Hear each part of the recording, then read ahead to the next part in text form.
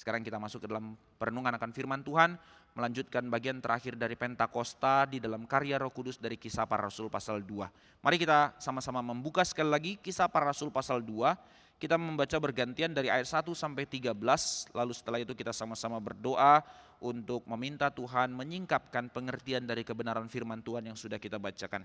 Kisah Para Rasul 2, dari ayat 1 sampai 13, saya 1, Bapak Ibu 2, kita membacanya sekali lagi, walaupun minggu lalu kita sudah baca. Demikian firman Tuhan. Ketika tiba hari Pentakosta, semua orang percaya berkumpul di satu tempat. Turunlah dari langit suatu bunyi seperti tiupan angin keras yang memenuhi seluruh rumah di mana mereka duduk. Dan tampaklah kepada mereka lidah-lidah seperti nyala api yang bertebaran dan hinggap pada mereka masing-masing. Maka penuhlah mereka dengan Roh Kudus, lalu mereka mulai berkata-kata dalam bahasa-bahasa lain, seperti yang diberikan oleh Roh itu kepada mereka untuk menyatakannya. Waktu itu di Yerusalem diam orang Yahudi yang saleh dari segala bangsa di bawah kolong langit. Ketika turun bunyi itu, berkerumunlah orang banyak. Mereka bingung karena mereka masing-masing mendengar rasul-rasul itu berkata-kata dalam bahasa mereka sendiri. Mereka semua tercengang-cengang dan heran lalu berkata, "Bukankah mereka semua yang berkata-kata itu orang Galilea?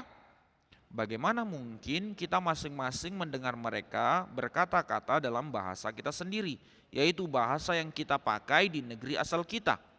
Kita orang Partia, Media, Elam, penduduk Mesopotamia, Yudea dan Kapodokia, Pontus dan Asia, Frigia dan Pamfilia, Mesir dan daerah-daerah Libya yang berdekatan dengan Kirene, pendatang-pendatang dari Roma, baik orang Yahudi maupun penganut agama Yahudi, orang Kreta dan orang Arab. Kita mendengar mereka berkata-kata dalam bahasa kita sendiri tentang perbuatan-perbuatan besar yang dilakukan Allah."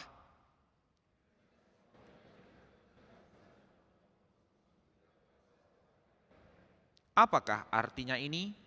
Tetapi sebagian orang lain menyindir, mereka sedang mabuk oleh anggur manis. Mari kita berdoa. Beri kami pengertian akan kebenaran-Mu, beri kami hati untuk mengenal pribadi ketiga Allah Roh Kudus yang turun di dalam hari Pentakosta yang sudah kami rayakan, untuk kami makin mengerti berapa seriusnya karya Roh Kudus dan betapa seriusnya kehadiran Roh Kudus berdiam di dalam hidup kami gereja. Pimpin kami Tuhan, berkati kami dalam perenungan akan firman yang sudah kami baca, untuk kami boleh benar-benar menghidupi kebenaran-Mu dalam hidup kami. Dengar doa kami, dalam nama Tuhan Yesus kami berdoa. Amin. Saudara sekalian, di dalam perkembangan dunia sekarang, khususnya di dalam zaman modern ya, perkembangan dunia pendidikan modern itu sangat dipengaruhi oleh pendidikan yang namanya Hegelian. Jadi 3 sistem pemikiran yang mempengaruhi sistem pendidikan, sistem Platonik, sistem Aristotelian, dan yang terakhir itu Hegelian.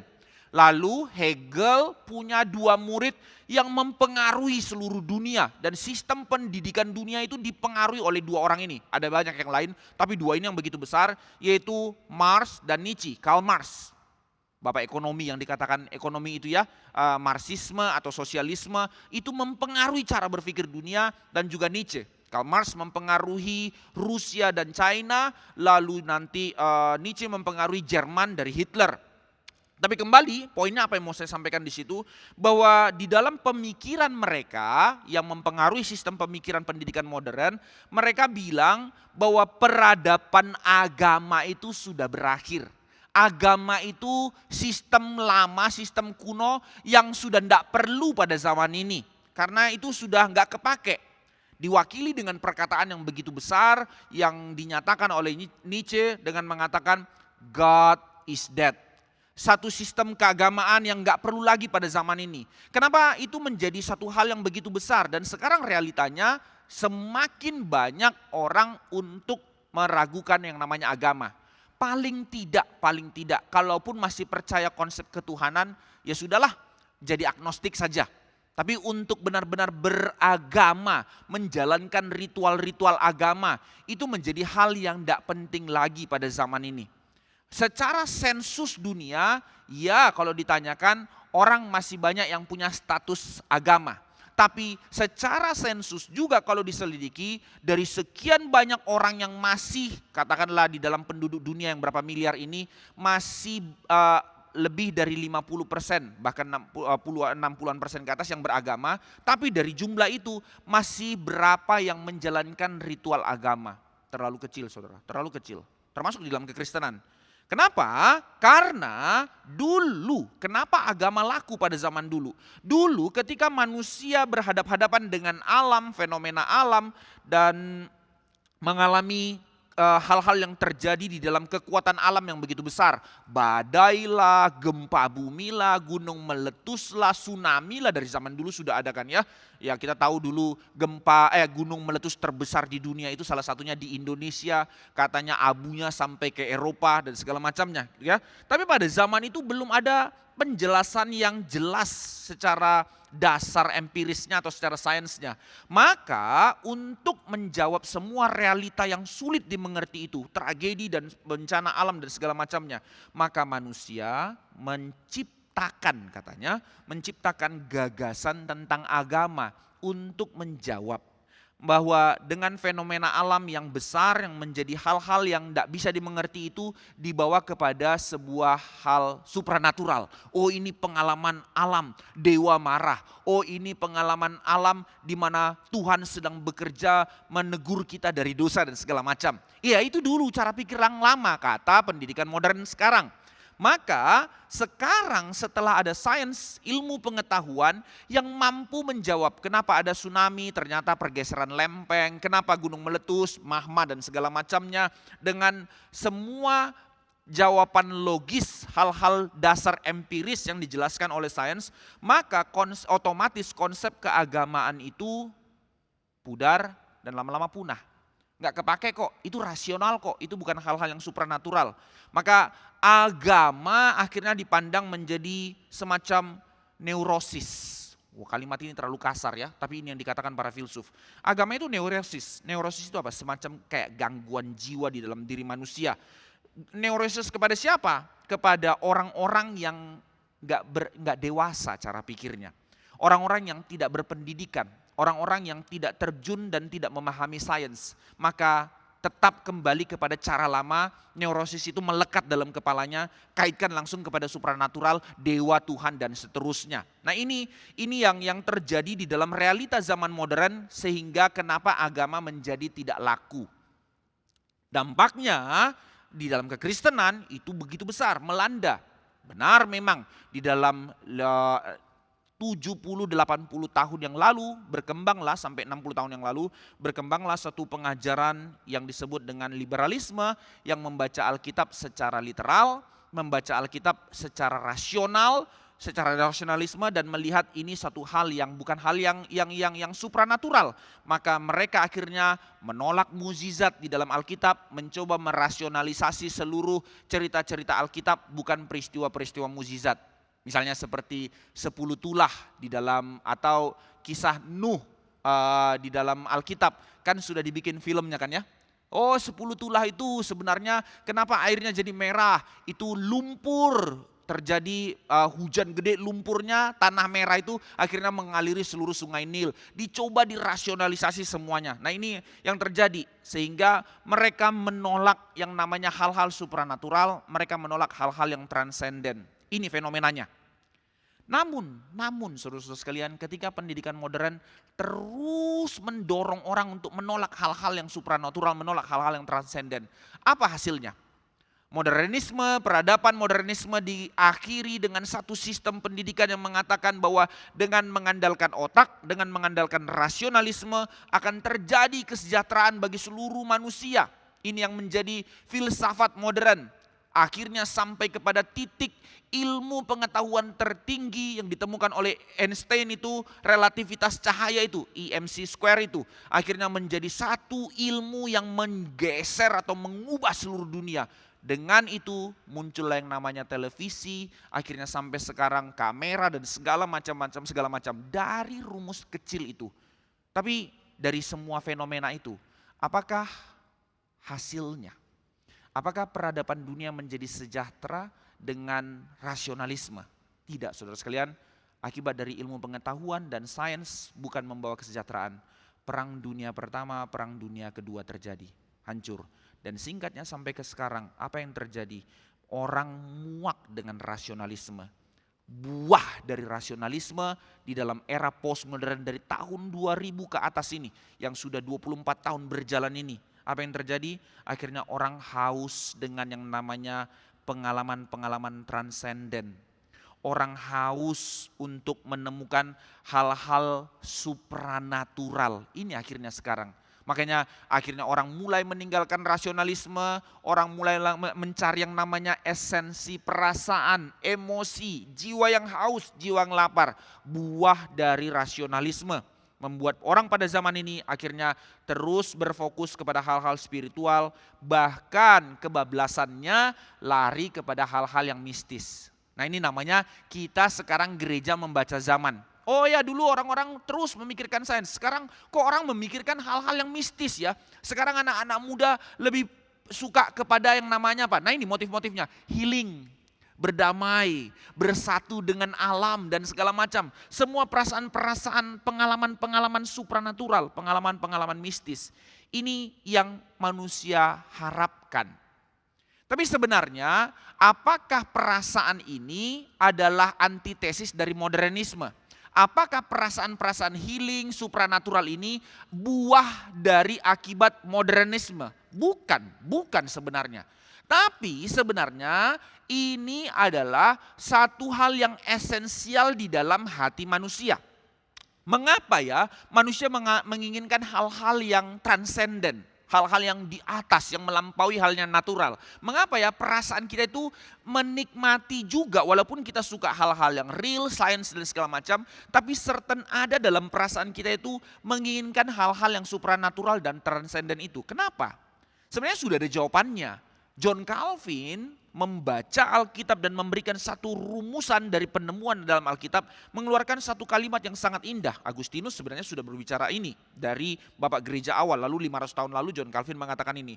Kenapa orang menginginkan hal-hal yang transenden, menginginkan hal-hal yang supranatural? Karena kita satu-satunya makhluk yang berbeda dengan yang lain, kita manusia ini, yang disebut sebagai gambar rupa Allah ini memiliki di dalam hati kita itu yang namanya sensus divinitatif. Kesadaran akan kekekalan. Kesadaran akan kita ini sebagai gambar rupa Allah yang punya relasi dengan urusan kekekalan. Nah, ini manusia. Jadi secara anatomi sains bisa membuktikan manusia sama dengan binatang, itu sebab akhirnya evolusi yang menjadi jawabannya, manusia dari monyet dan seterusnya. Tapi mereka mengabaikan dengan meletakkan sains menjadi cara pandang terhadap manusia, menggeser satu sisi yang lain yaitu wilayah supranatural atau pengalaman transenden, akhirnya membuat manusia itu ya hanya sama dengan yang lain. Tapi Alkitab menggambarkan manusia di dalam dua wilayah ini, bahwa kita orang secara fisikal, ya kita ada di tengah-tengah dunia, tapi secara melampaui hal yang natural, kita adalah orang-orang yang memiliki sensus divinitatif, unsur kekekalan dan berelasi dengan kekekalan. Ini yang ditolak oleh ateisme. Tidak ada itu, tidak ada. Mereka bilang begitu ya. Agak susah, tapi apa maksud saya mau bilang ini kepada urusan Pentakosta? Ini yang mau kita lihat. Justru saudara-saudara sekalian, ini alasannya. Setiap orang di dalam hatinya, entah orang Kristen atau tidak orang Kristen, bahkan orang ateis sekalipun, ada unsur kehausan dalam hatinya untuk hal-hal yang transenden, untuk hal-hal yang supranatural.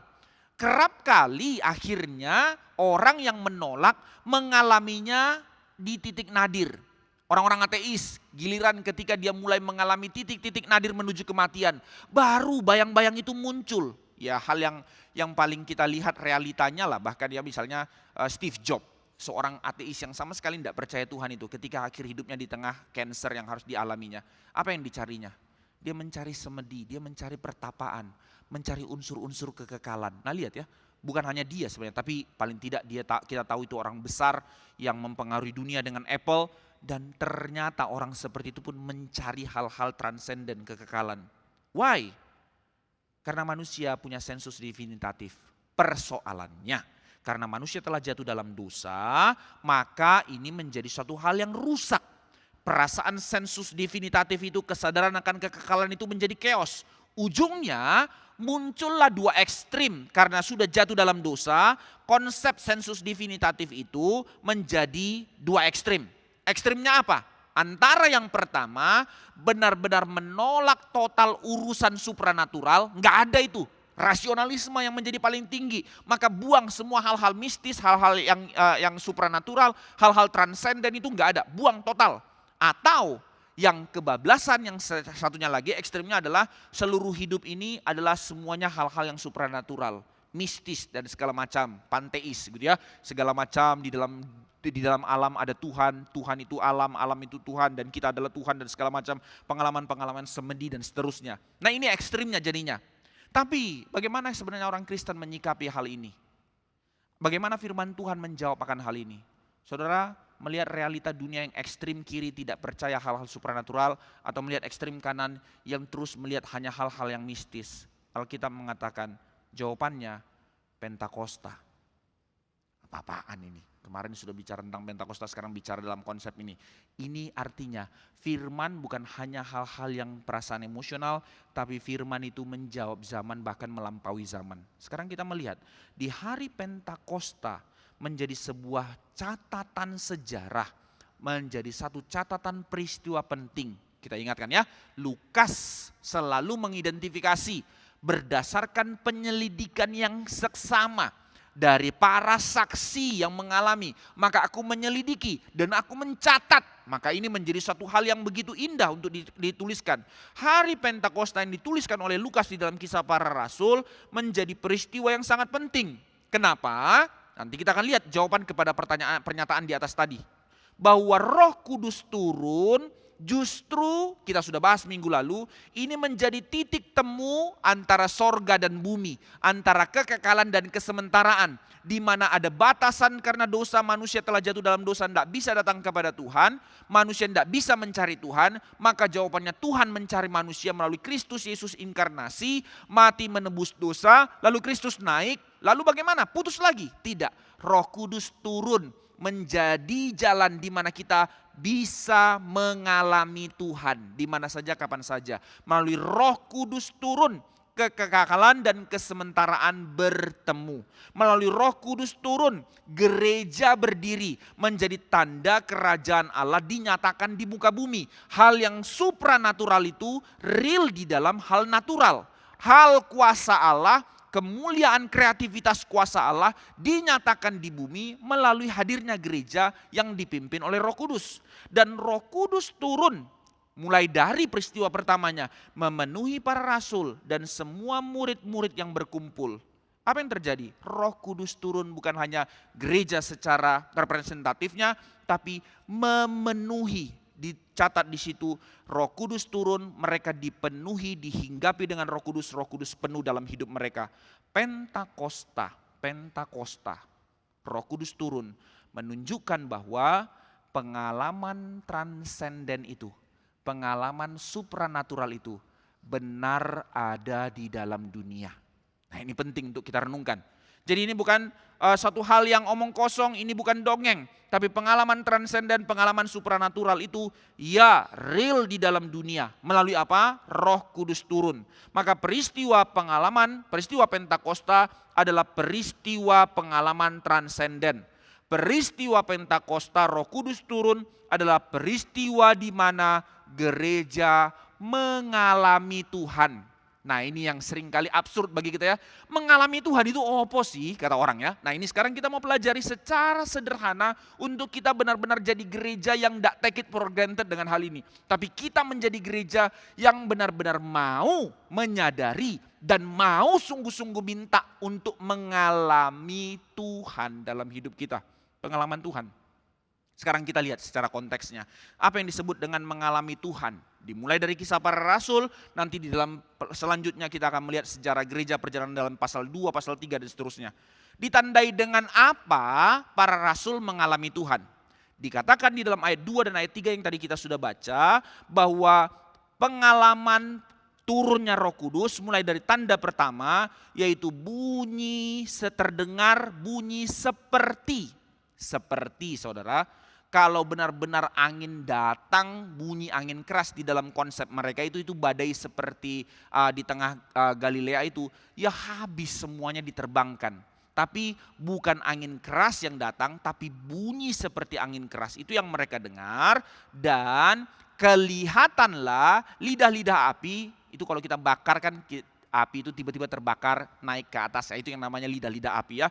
Lidah-lidah api yang minggu lalu kita sudah bahas, memenuhi mereka, hinggap atas mereka masing-masing. Menggambarkan apa tentang hal ini? Ini bukan berarti setiap kali tiap tahun kita merayakan hari Pentakosta lalu terdengar bunyi angin gitu ya, bukan. Ini sudah kita bahas minggu lalu, tapi ini mau mengekspresikan tentang kuasa Allah yang tak mampu dibendung oleh manusia. Kuasa Allah yang melampaui kekuatan kuasa manusia. Diekspresikan dengan kuasa bunyi angin yang begitu besar, power, dan bicara tentang api yang tidak bisa dibendung oleh manusia. Mengekspresikan bahwa turunnya Roh Kudus adalah karya Allah yang begitu besar. Ini poinnya.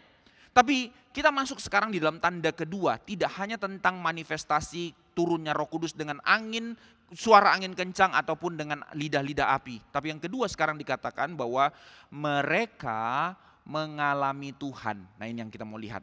Dengan cara apa? Mereka dipenuhi oleh Roh. Apa maksudnya dipenuhi oleh Roh? Saudara sekalian, ini hal yang sangat penting untuk kita renungkan. Supaya kembali kepada pembahasan tadi di atas itu. Supaya kita tidak jatuh kepada dua ekstrim di dalam gereja. Ekstrim apa itu? Ya mirip tadi dua ekstrim yang di atas yang kita bahas. Bahwa supaya kita tidak menjadi gereja yang alergi atau antipati terhadap konsep dipenuhi oleh Roh. Nah ini self kritik kepada gereja kita ya. Kita terlalu cuek dengan hal ini. Aduh apa sih kepenuhan roh. Nggak ada itu. Nah ini kita ekstrimnya jatuhnya di sini. Atau seberang supaya tidak jatuh juga kepada ekstrim yang kedua yang memaknai dipenuhi oleh Roh dengan pemaknaan yang liar. Dalam pengalaman-pengalaman yang benar-benar totally transcendent, supranatural tanpa peristiwa natural yang sebenarnya tidak seturut dengan firman Tuhan. Kita nggak boleh jadi gereja yang ekstrim jatuh kepada dua hal ini. Kita mengkritik saudara-saudara kita, saya langsung sampaikan, kita mengkritik saudara-saudara kita yang karismatik radikal yang kita mengatakan itu kepenuhan roh yang liar. Tapi saudara, kita harus kritik diri kita. Kita menjadi orang yang dingin dan antipati yang tidak peduli dan merasa bahwa yang namanya kepenuhan roh itu sudah lewat. Ini sama masalahnya. Kita tidak bisa sembarangan melihat firman Tuhan sehingga kita akhirnya meresponi dengan kerohanian yang bermasalah. Dipenuhi oleh Roh, apa yang dikatakan? Oke, kita masuk ke dalam kritik terlebih dahulu kepada sayap kanannya. Memang Alkitab sudah menekankan dipenuhi oleh Roh itu bukan peristiwa seperti pengalaman disengat listrik. Orang nggak bisa ekspresikan. Jadi pengalaman roh itu kayak mana ya? Ya ini, kalimat ini tidak asing di dalam gereja seberang. Kamu pernah kesengat listrik enggak? Gitu ya. Nah, itu seperti satu pengalaman yang tidak bisa kamu bendung. Ada itu kalimat-kalimat yang sering dikatakan. Enggak saudara. Enggak ada definisi itu di dalam Alkitab atau ekspresi itu di dalam Alkitab. Enggak ada sama sekali. Atau dikatakan dipenuhi oleh Roh adalah perasaan dipenuhi sebuah kuasa. Maka mereka katakan itu adalah energi atau kuasa yang memenuhi saya. Membuat saya akhirnya tidak sadarkan diri. Enggak ada konsep itu di dalam Alkitab. Tidak sadarkan diri itu konsepnya dari mana? Ini yang menjadi aneh. Akhirnya terlalu liar. Saudara sekalian, Roh Kudus itu bukan semacam energi. Roh Kudus itu bukan semacam kuasa yang impersonal. Bukan. Dikatakan bahwa dia adalah pribadi ketiga dari Allah Tritunggal. Maka Allah Roh Kudus, kita nggak masuk kepada konsep Tritunggal, tapi paling tidak di dalam hal ini kita mengerti secara natur dia satu kehendak dengan Bapa dan Anak, yaitu Yesus Kristus. Karena tiga pribadi Allah tapi satu esensi di dalam kealahan mereka Allah. Tiga pribadi tapi satu Allah. Di dalam natur satu kehendak, maka Roh Kudus satu kehendak dengan Bapa dan Yesus, maka karya Roh Kudus ketika Roh Kudus pun adalah karya dalam satu kehendak dari kehendak Allah Tritunggal. Dalam satu benang merah rencana kekal Allah, Bapa merencanakan keselamatan, Allah menggenapi, dan sekarang Roh Kudus melaksanakan keselamatan. Maka karya Roh Kudus adalah lanjutan dari grand plan-nya Allah, lanjutan dari meta narasinya Allah di dalam sejarah kekekalan. Jadi ini bukan kucuk-kucuk tiba ada satu yang datang kuasa energi atau pribadi pun yang berbeda total dengan sebuah peristiwa yang lain. Enggak, ini satu benang merah cerita yang lanjut, saudara-saudara sekalian. Maka apa yang dikatakan dalam Kisah Para Rasul? Sekarang kita lebih masuk ke dalam praktisnya ya. Ketika dikatakan mereka dipenuhi Roh Kudus, apa yang terjadi? Bukan ketidaksadaran diri, bukan suatu hal yang liar, bukan menjadi suatu euforia tanpa ada aturan, bukan sebuah utopia iming-iming hal-hal yang kosong, tapi secara sederhana dikatakan dalam Kisah Para Rasul. Ketika mereka dipenuhi Roh Kudus, mereka mulai berbicara. Loh kok enggak keren? Lah ini. Saudara mau keren-kerenan atau saudara mau kembali kepada firman Tuhan? Apa yang dikatakan di situ? Mereka mulai berbicara. Dua hal yang menjadi kuncinya di dalam mereka berbicara. Pertama, mereka berbicara di dalam bahasa-bahasa lain. Bahasa orang sekitar. Kedua, mereka sedang menyatakan di dalam bahasa-bahasa yang mereka sampaikan itu, mereka bukan ngomong ngawur ngidul ngelantur, tapi di dalam ayat 11 nanti dikatakan dari ayat 4, kenapa berubah ya? Jangan diubah sound systemnya. Dalam bahasa-bahasa lain yang pertama, tapi ketika mereka berbahasa dalam ayat 11 yang kita baca tadi dikatakan, mereka menyatakan apa yang Roh Kudus berikan untuk mereka katakan.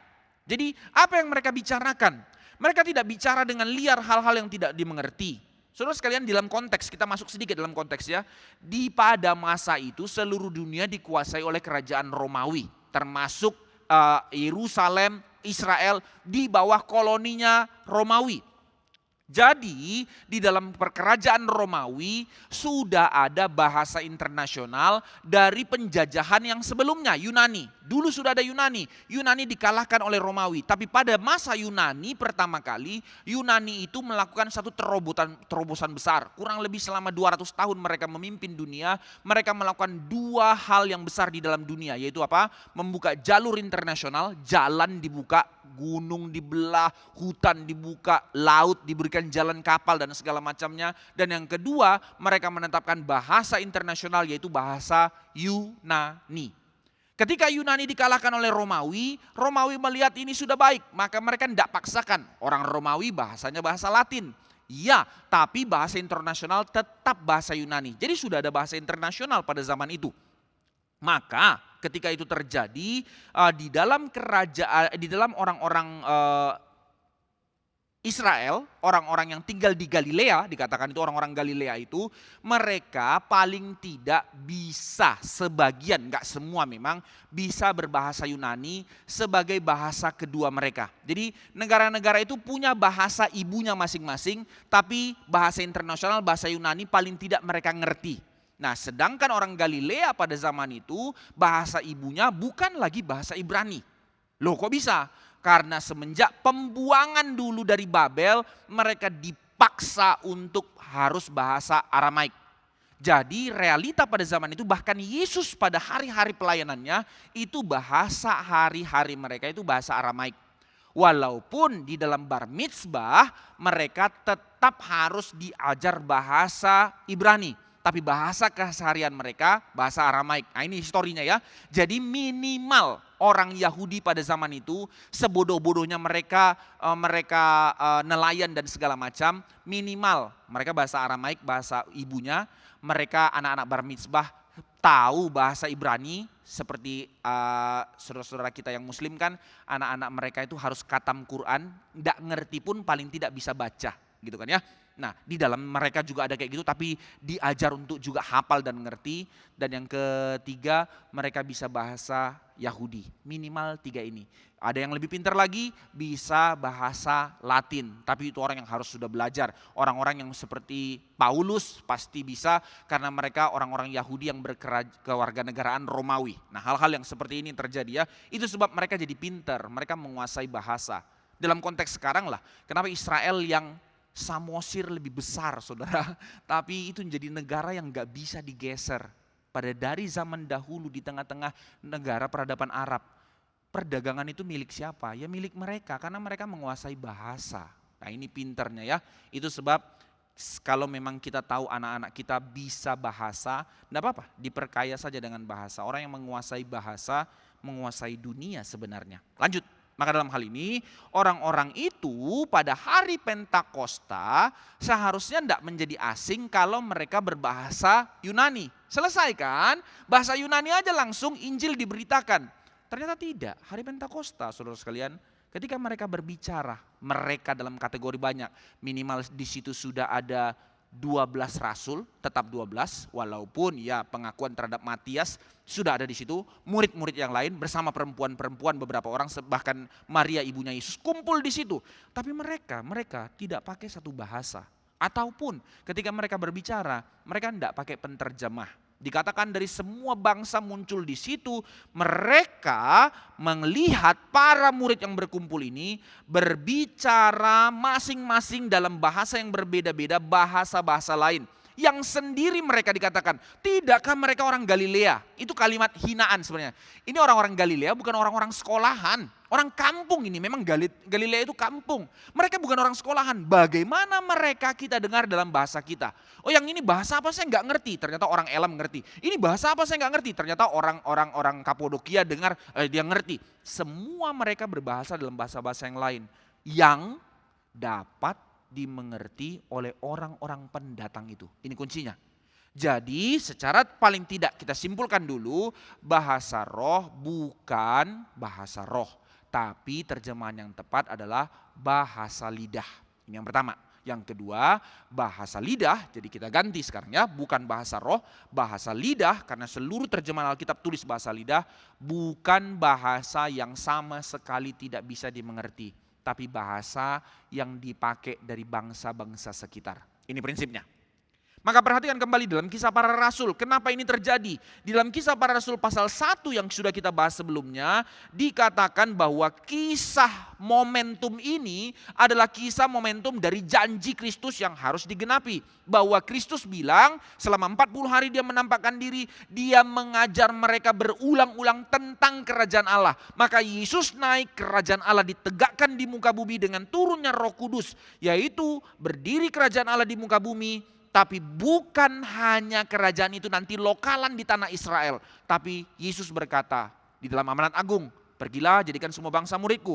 Maka artinya adalah kerajaan Allah itu berdiri kepada seluruh bangsa. Ya mulai dari Yerusalem dan melalui Israel. Bukan di Israel tapi melalui Israel. Itu sebab kita nggak mengerti literal konsep sebagaimana Yesus naik dia akan turun kembali, bahwa precisely Yesus harus turun di Yerusalemnya maka kita semua harus pergi ziarah ke Yerusalem. Bukan itu motifnya. Tapi the point is, ya Injil kerajaan Allah dimulai dari Yerusalem dan melalui Israel ke seluruh bumi. Makanya murid-murid diutus. Ini adalah kegenapan dari Covenant of Grace. Dari mana? Dari Allah kepada Abraham. Tarik lebih jauh lagi nih. Ternyata dulu Tuhan sudah janji di dalam Covenant of Grace, manusia sudah jatuh dalam dosa, Tuhan menyediakan keselamatan. Kepada siapa janji keselamatan itu, Covenant of Grace itu diberikan Tuhan pertama kali? Kepada Abraham. Di dalam Kejadian pasal 12 ayat 3, apa yang dikatakan Tuhan kepada Abraham? Abraham, olehmulah semua bangsa, semua kaum di muka bumi akan mendapatkan berkat. Bukan sekedar materi kan ya, tapi berkat keselamatan. Dan sekarang janji itu digenapi melalui Roh Kudus turun, Injil diberitakan kepada seluruh bangsa. Ini adalah covenant itu, ini adalah penggenapan dari covenant itu. Maka mereka bukan berbicara tentang urusan sentimental, mereka bukan sedang berbicara untuk hal-hal yang tidak dimengerti, mereka bukan berbicara tentang kepentingan mereka, bukan bicara tentang tentang kenyamanan manusia, bukan tentang kedamaian personal, bukan tentang masalah mereka diselesaikan, bukan tentang mereka percaya dan dipenuhi Roh Kudus jadi kaya, bukan tentang kesembuhan penyakit mereka, sama sekali nggak ada berita itu. Nah kenapa ini menjadi hal yang digadang-gadang, terlalu liar? Itu sebab orang bilang Pak Tong terlalu cerewet, marah-marah. Di dalam zamannya lah dia harus berdiri untuk mengatakan keliaran ini tidak boleh diteruskan. Karena itu benar-benar melawan firman Tuhan. Nah kembali dalam hal ini saudara-saudara sekalian, maka bukan hal-hal yang mistis yang terjadi. Apalagi tahun lalu, ada yang lihat viral ya. Mereka sedang beribadah, merayakan, menantikan Roh Kudus turun, hujan emas terjadi. Butiran-butiran debu emas terjadi. Viral itu di TikTok. Glitter, saudara, glitter. Bukan glitter itu. Ini benar emas. Lihat Alkitab saya dan segala macam. Tiba-tiba hilang. Kalau itu memang emas ya bawa ke toko emas. Selesai kumpulin tuh butir-butir dan segala macam. Atau bikin simpan di dalam tabut perjanjian baru di gereja. Tapi hilang sebegitu saja. Nah ini kehebohan-kehebohan supranatural. Hal-hal yang mistis yang terjadi waktu Roh Kudus turun. Itu bukan Roh Kudus, itu roh kuda liar, saudara, roh kuda liar. Itu roh kudis. Tidak ada sama sekali urusan demikian dalam turunnya Roh Kudus. Tidak ada sama sekali peristiwa-peristiwa demikian di dalam karyanya Roh Kudus. Apa yang mereka bicarakan dan beritakan? Sekali lagi kembali ke ayat 11 tadi.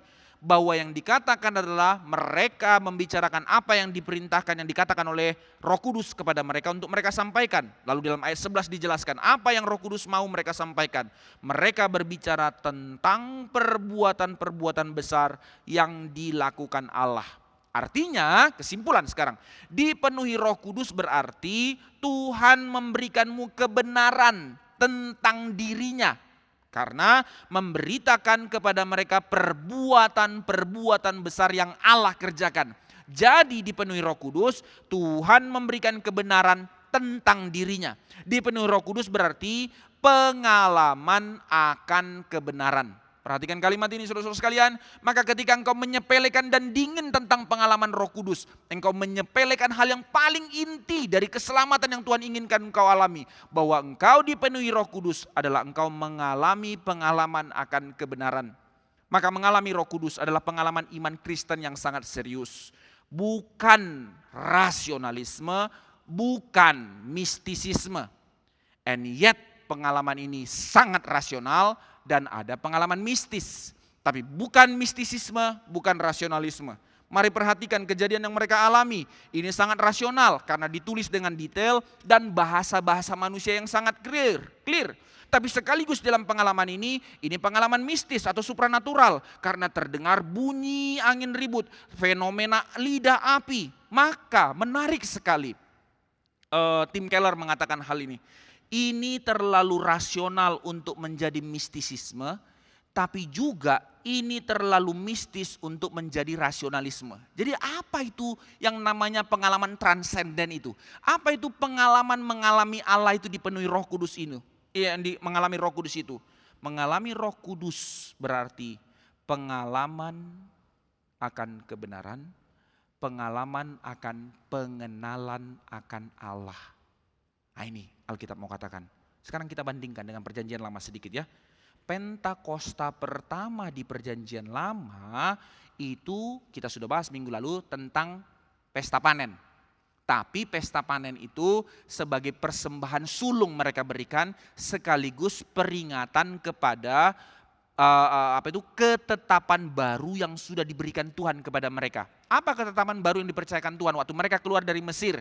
Yaitu mereka merayakan turunnya 2 loh batu.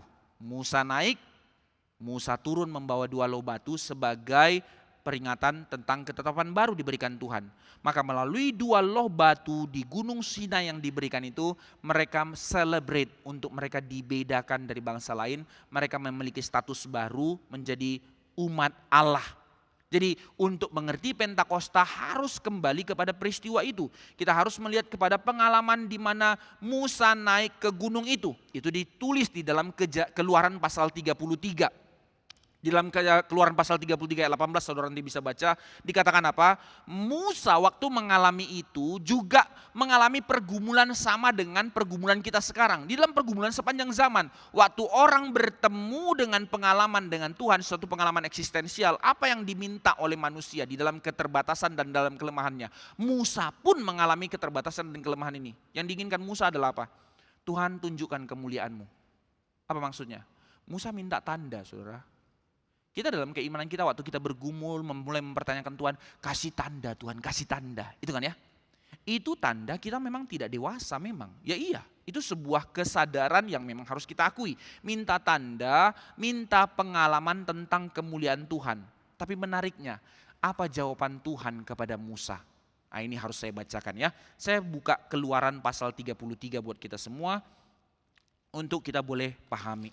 Keluaran pasal yang ke-33, jawaban Tuhan ketika Musa meminta tanda, Tuhan jawab di dalam pasal 33 ayat 19 sampai 23. Dari ayat 18 saya bacakan. Tetapi jawab Musa, perlihatkanlah kiranya kemuliaanmu kepadaku. Dia minta tanda. Tetapi apa jawaban Tuhan? Tetapi firman-Nya, aku akan melewatkan segenap kegemilanganku daripada depanmu dan menyerukan nama Tuhan di depanmu. Aku akan memberi, dengan cara apa dia melewatkan kemuliaannya di hadapan Musa? Aku akan memberi kasih karunia kepada siapa yang ku beri kasih karunia dan mengasihi siapa yang ku kasihi. Lagi firman-Nya, engkau tidak tahan memandang wajahku sebab tidak ada orang yang memandang aku dapat hidup. Berfirmanlah Tuhan, ada suatu tempat dekatku, akhirnya dia bersembunyi di balik batu untuk melihat kemuliaan Allah di baliknya. Poinnya apa saudara-saudara sekalian? Waktu Tuhan menjawab permintaan Musa minta tanda, justru Tuhan memberikan tanda bukan urusan fenomena hal yang spektakuler, tapi tanda yang diberikan adalah Tuhan menunjukkan kasih karunia-Nya kepada Musa. Lantas respon Musa setelah mendapatkan itu, kecewa? Mana kok enggak peristiwa spektakuler? Mana kok bukan tanda-tanda mukjizat? Enggak saudara, apa respon Musa? Nah ini penting. Kita lanjut dalam pasal 34 setelah dia menerima 2 loh batu itu, maka respon Musa atas tanda yang diberikan Tuhan bukan hal-hal supranatural atau fenomenal yang mistisisme, tapi suatu hal yang real, Tuhan menunjukkan kasih-Nya. Maka respon Musa dalam 34 ayat 6 sampai 9. Saya bacakan dengan cepat. Keluaran 34 ayat 6 sampai 9. Berjalanlah Tuhan lewat dari depannya dan berseru, dan Musa akhirnya berseru, Tuhan, Tuhan, Allah penyayang dan pengasih, panjang sabar, berlimpah kasih-Nya dan setia-Nya, yang meneguhkan kasih setia-Nya kepada beribu-ribu orang yang mengampuni kesalahan, pelanggaran dan dosa, tetapi tidaklah sekali-sekali membebaskan orang yang bersalah dari hukuman, yang membalaskan kesalahan kepada bapa, kepada anak-anaknya dan cucu-cucunya, kepada keturunan yang ketiga dan keempat. Segeralah Musa berlutut ke tanah, lalu sujud menyembah serta berkata, jika aku telah mendapat kasih karunia di hadapan-Mu ya Tuhan, berjalanlah kiranya Tuhan di tengah-tengah kami, sekalipun bangsa ini suatu bangsa yang tegar tengkuk, tetapi ampunilah kesalahan dan dosa kami, ambillah kami menjadi milik-Mu. Apa respon Musa saudara sekalian? Dia melihat kepada tanda yaitu urusan kasih karunia Allah dan melihat keadilan Allah. Tuhan panjang sabar maha pengampun, tapi Tuhan adil harus menghukum dosa dan tidak meluputkan dosa. Apa maksudnya? Jadi pengalaman transenden itu apa? Ini yang harus kita jawab. Apakah pengalaman transenden itu, pengalaman Tuhan itu, kepenuhan roh itu benar-benar ada sebenarnya?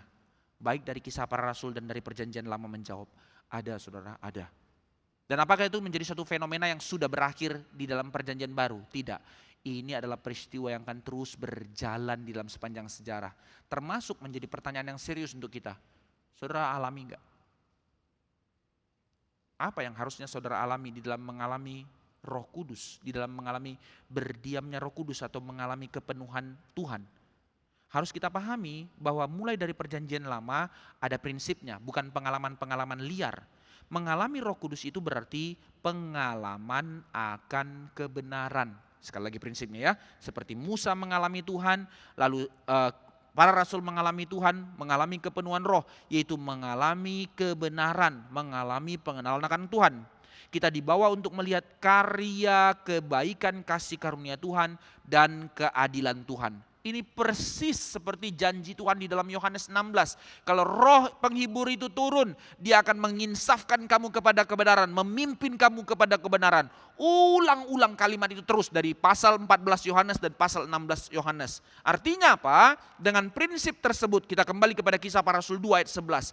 Mengalami Roh Kudus dikatakan bahwa mereka berkata-kata tentang perbuatan yang besar yang dikerjakan oleh Allah. Apa itu? Sama dengan perjanjian lama tadi, berkaitan dengan karya besar yang dikerjakan Allah di dalam peristiwanya Kristus datang. peristiwa yang besar yang begitu baru saja terjadi, yaitu di mana titik temu kasih dan keadilan Allah bertemu. Musa tadi melihat kasih dan keadilan Allah, sekarang digenapi di dalam peristiwa besar yang terjadi, di mana kasih dan keadilan Allah bertemu di atas kayu salib Kristus. Ini yang mereka alami, ini yang mereka ngerti, ini yang mereka beritakan, bahwa mereka memberitakan kabar baik dari Allah, karya yang begitu besar, yaitu karya keselamatan yang dikerjakan Allah bagi kita. Kasih dan keadilan Allah bertemu. Kasih Allah mengampuni, keadilan Allah harus menghukum. Lalu dua-duanya bertemu dengan cara apa? Kristus datang dan mati di salib. Kasih diberikan kepada kita, keadilan Allah dijalankan, dan Yesus yang menggantikan hukuman dosa kita. Lihat kesenambungan beritanya saudara sekalian. Sekarang kita ngerti. Dari PL dan PB ada benang merah. Sampai kepada jemaat mula-mula sekarang diteruskan berita itu untuk mereka alami. Dan sebenarnya berita ini untuk kita baca sekarang supaya sekarang kita pun mengalami pengalaman Roh Kudus. Ini undangannya untuk kita jadi gereja. Pengalaman apa? Pertama, setiap kita dibawa kepada pengalaman personal, yaitu mengalami pengalaman Roh Kudus memenuhi kita, kita menerima berita anugerah, kita menerima keselamatan dari Allah, kita mengalami yang namanya pengalaman lahir baru, bahwa di dalam Kristus kita ditebus, kita disadarkan oleh Roh Kudus, dan masuk ke dalam keluarga kerajaan Allah, dipimpin oleh Roh Kudus untuk menjadi bagian dari gereja Tuhan. Maka kembali dalam Kisah Para Rasul dikatakan, bahkan di dalam catatan seluruh perjanjian baru ditekankan, di dalam mengalami Roh Kudus, apakah ada pengalaman terjatuh dan terkulai lemas? Apakah ada pengalaman untuk tergeletak, tergelepar-gelepar dan menjadi tidak sadar diri? Apakah ada pengalaman-pengalaman liar seperti itu? Tidak, saudara sekalian, tidak. Maka kalau tidak, berarti itu bukan pengalaman Roh Kudus, tapi pengalaman kebenaran, menginsafkan dari dosa, untuk mau sungguh-sungguh menerima Kristus sebagai Tuhan dan Juru Selamat, dan dipimpin untuk mengerti kebenaran. Ini pengalaman pertama di dalam pengalaman Roh Kudus. Maka apa arti menjadi Kristen? Bukan menjadi kaku dan dingin, bukan menjadi euforia, utopia, kerusakan, keliaran, enggak. Tapi mengalami kebenaran. Kita anti kepada karismatik radikal, tapi kita masuk kepada kehidupan kerohanian yang dingin. Prinsipnya sama, teguran yang begitu keras. Alkitab bilang, jangan-jangan Anda belum mengalami Roh Kudus. Maka tidak main-main. Tapi yang kedua, apa yang disebut dengan mengalami Roh Kudus tidak berhenti di situ. Pengalaman Roh Kudus tidak berhenti pada pengalaman secara personal pada diri saya sendiri mengalami Tuhan, tetapi diteruskan langsung di dalam satu paket. Justru pengalaman karya Allah mengubah hati saya, mengubah relasi saya, mengubah relasi kita, membawa kita kepada kesadaran akan panggilan kita untuk ditebus, diundang masuk menjadi satu dalam keluarga kerajaan Allah. Ini yang kita ulang-ulang dalam seri doktrin gereja yang kita bahas dari berdirinya gereja ini.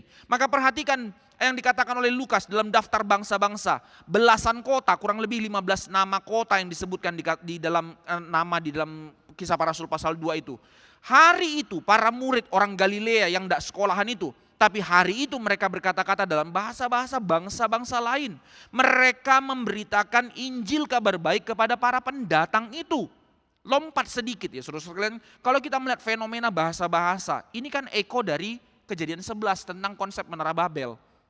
Tuhan turun justru untuk apa? Mengacaukan bahasa mereka pada saat itu ketika mereka spiritnya bersatu, tapi di dalam satu spirit komunitas yang berdosa bersatu melawan Allah, yang merasa bisa mencapai Allah dan berusaha untuk melakukan segala sesuatu dengan usaha mereka. Maka Tuhan kacaukan mereka dengan berbagai bahasa. Kejadian 11. Tapi sekarang dalam Pentakosta, kejadiannya antitesis. Tuhan menebus kembali. Justru yang pertama kali terjadi adalah apa?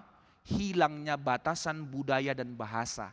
Bahasanya tetap beda-beda, Tuhan gak jadikan satu bahasa, tapi bahasa yang beda yang Tuhan sudah berikan tadi dalam Kejadian 11 justru menjadi satu titik di mana janji Allah kepada Abraham tergenapi. Hukuman dari Babel tadi telah ditebus sekarang. Seluruh bangsa akan mendapatkan kabar baik tentang apa? Tentang Kristus dan apa yang telah dikerjakannya untuk kita. Ini Pentakosta, meridim kembali seluruh bangsa. Maka itu sebab gereja berdiri mengubah sejarah dunia. Itu yang ulang-ulang saya bilang di dalam pertemuan sebelumnya. Maka daftar bangsa-bangsa yang diberikan Lukas itu mengcover seluruh penjuru, mewakili. Kurang lebih kalau dilihat petanya itu satu lingkaran diameter 25 km persegi luasnya yang diberitakan. Mulai dari Partia sampai Mesopotamia itu mewakili utara sampai ke timur. Mulai dari Roma sampai kepada Mesir dan Arab itu mulai dari barat sampai selatan. Jadi ini yang mewakili seluruh Injil itu diberitakan melalui dari satu titik. Untuk melalui titik itu nanti ketika orang-orang ini telah menjadi percaya kembali ke kotanya menjadi benih gereja. Sehingga ketika rasul-rasul pergi mengkabarkan Injil sudah ada benih di seluruh dunia. Nah ini caranya. Maka apa yang terjadi dalam hari Pentakosta saudara sekalian? Ibadah pertama, khotbah pertama dijalankan dalam bahasa apa? Dalam bahasa mereka semua. Tuhan membalikkan kutukan Menara Babel. Penebusan menembus batas tembok-tembok budaya dan ras. Penebusan Kristus telah menyatukan kita di dalam keluarga kerajaan Allah. Maka saudara sekalian, ekonya sekarang terus berkembang sampai kepada kita. Jangan saudara sekalian ketika engkau sudah ditebus oleh Kristus, jangan biarkan budayamu lebih tinggi dari imanmu. Bukan berarti untuk kita hilangkan culture. Enggak. Justru ini menjadi indah di dalam masing-masing budaya untuk kita nikmati di dalam gereja. Di dalam prinsip apa? Unity in diversity. Ini sulit ya. Nah, ini jadi sensi nanti pembicaraannya ke saya. Pernikahan beda culture, pokoknya enggak. Misalnya kayak gitu. Saya bukan bilang harus nikah beda culture. Bukan, saudara, bukan. Pasti sulit. Tapi the point is, jangan jadikan culture-mu lebih tinggi dari firman Tuhan dan penebusan Kristus. Saudara merenungkan masing-masing dalam diri saudara sendiri. Penutup kesimpulan. Apa yang mau kita renungkan hari ini? Sangatlah sederhana tapi begitu serius untuk kita bawa pulang. Itu pertanyaan yang harus kita tanyakan dalam hati kita untuk kita sama-sama renungkan. Saudara pulang dengan pertanyaan ini dalam hati saudara. Bagaimana mengidentifikasi atau bagaimana engkau memahami bahwa benarkah Roh Kudus itu telah turun atas engkau? Sudahkah Roh Kudus berdiam di dalammu? Sudahkah engkau mengalami Tuhan melalui Roh Kudus memenuhi engkau? Apa identifikasinya? 2 identifikasi saja. Pertama, bahwa mengalami karya Roh Kudus dalam hidupmu diidentifikasi dengan apa? Engkau mengalami yang namanya lahir baru. Roh Kudus mengubah cara pikirmu, Roh Kudus mengubah segala hal dalam hidupmu, orientasimu untuk memandang hidupmu sekarang di dalam penebusan Kristus. Maka pengalaman lahir baru bukan hanya pengalaman satu titik. Oh ya, saya percaya Yesus mati masuk surga. Tapi pengalaman momentum itu memimpin seluruh kehidupan kita. Untuk apa? Melalui Roh Kudus melahirbarukan, dikatakan kita menjadi manusia baru. Maka sikapmu diubahkan. Sikapmu terhadap hartamu itu bukan menjadi Tuhan dan berhalamu. Sikapmu terhadap dirimu sendiri untuk pengenalan akan diri, untuk menyadari egomu untuk ditundukkan di hadapan Tuhan. Kesadaranmu untuk mengerti identitasmu sehingga engkau tidak menjadi self pity atau semangat victim. Tapi kesadaran engkau ditebus menjadi anak-anak Allah. Sikapmu dan cara pikirmu terhadap culture-mu dan terhadap lingkunganmu. Maka ini menjadi tanda bahwa engkau mengalami Roh Kudus, lahir baru. Dan yang kedua, tidak berhenti di situ. Apa tanda engkau mengalami Roh Kudus? Ini penting untuk kita pikir, jangan berhenti di poin pertama. Tidak hanya penebusanmu dan diriku dari dosa, tetapi juga penyembuhan sosial. Apa maksudnya? Bagaimana hidup kita sekarang saudara sekalian di dalam kepenuhan Roh Kudus berdiam di dalam kita, bahwa di mana Roh Kudus mengubahkan kita untuk dipanggil menjadi saksi Tuhan. Untuk apa? To bring shalom to the world, menjadi shalom bagi dunia. Roh Kudus mengubahkan dan membentuk kita semakin penuh dengan kebaikan. Ini calling kita. Efesus 2 ayat 8, karena kasih karunia kamu diselamatkan. Efesus 2 ayat 10 dikatakan apa? Bahwa di dalam Kristus engkau diciptakan melakukan perbuatan baik yang sudah disiapkan Allah di dalam hidupmu. Yang dimana engkau Roh Kudus yang memimpinmu untuk mengerjakannya. Maka Roh Kudus membawa kita kepada kesadaran akan kelimpahan kebaikan Tuhan memenuhi kita. Yang akhirnya memampukan kita untuk membawanya dan membagikan kebaikan itu kepada dunia. Itu tanda Roh Kudus memenuhi kita. Tapi peringatan. Dari 2 hal yang terjadi dalam hidup kita, tanda Roh Kudus dipenuhi dalam kita, peringatan. Ayat terakhir dikatakan ayat 13-14 itu. Bahwa tetap saja saudara akan ada orang-orang yang akan melihat saudara sebagai orang aneh karena saudara dipenuhi Roh Kudus. Ini tadi dikatakan dalam Kisah Para Rasul. Orang-orang yang dipenuhi Roh Kudus dikatakan orang-orang yang mabuk dengan anggur. Mereka tidak menjadi hal yang gelepar-gelepar sehingga dikatakan mabuk. Mereka hanya mengalami duduk dengan bijaksana, dikatakan mereka duduk, tapi melihat fenomena itu lalu mereka berbahasa dengan bahasa lain, hanya dengan peristiwa natural itu, tapi berbahasa dengan bahasa lain. Mereka dikatakan mabuk dengan anggur di pagi hari jam 9, kata Petrus. Bahwa dunia akan menuding kita dengan segala macam hinaan karena Roh Kudus memenuhi kita. Ini peringatan buat kita. Justru ini menjadi peringatan positif. Artinya apa? Bagaimana dunia melihatmu? Tanda engkau dipenuhi Roh Kudus bahwa dunia akan melihatmu. Persoalannya, pertanyaannya, lihat apa? Apakah dunia akan melihatmu biasa-biasa saja? Tidak mungkin. Orang yang dipenuhi Roh Kudus pasti akan mempengaruhi dunia. Bukan berarti setelah ini kita pulang bikin hal-hal yang aneh supaya kita dilihat dipenuhi Roh Kudus, ya bukan jadi orang gila seperti itu. Tapi dengan hidup dipenuhi Roh Kudus hanya akan terjadi 2 reaksi. Dikatakan dalam Kisah Para Rasul yang akan kita sambung dalam minggu depan. Hidupmu antara disukai banyak orang dan menjadi jalan untuk orang percaya kepada Kristus, atau hidupmu akan dihina orang lain untuk engkau dianggap bodoh dan konyol sebab Roh Kudus berdiam di dalam kamu, bekerja memimpinmu, mengubahmu, memakaimu untuk menjadi saksi Tuhan. Cuman 2 reaksi ini. Karena itu saudara sekalian, mintalah dengan serius,